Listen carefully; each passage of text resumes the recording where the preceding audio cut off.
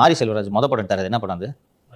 பரியேறும் பெருமாள். இந்த பரியேறும் பெருமாள் படம் பார்த்தீங்கன்னா, அந்த தென் தமிழகத்தில் தேவேந்திர குல வேளாளர்கள் என்னென்ன பிரச்சனைகளை சந்திக்கிறார்கள் என்பது அதுதான்.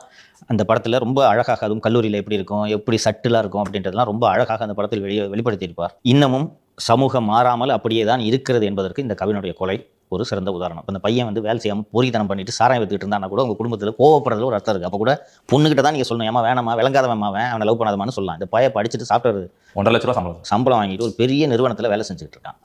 அப்படியே வந்து அந்த பொண்ணு வீட்டுல வந்து ஒன்னும் விவரம் தெரியாதவங்க அப்படின்னா கூட புரிஞ்சுக்கலாம். அவங்க அரசு அலுவலர்கள், அந்த பையன் படிச்ச பையன் ஒரு ஜாதி ரீதியா அவங்க அண்ணனும் சாஃப்ட்வேர் ஐடி இண்டஸ்ட்ரியில வேலை செய்யறான். அந்த பையனோட தாயார் அரசு பள்ளி ஆசிரியை, அப்பா தான் விவசாயம் பண்றாரு, நல்ல குடும்பம்.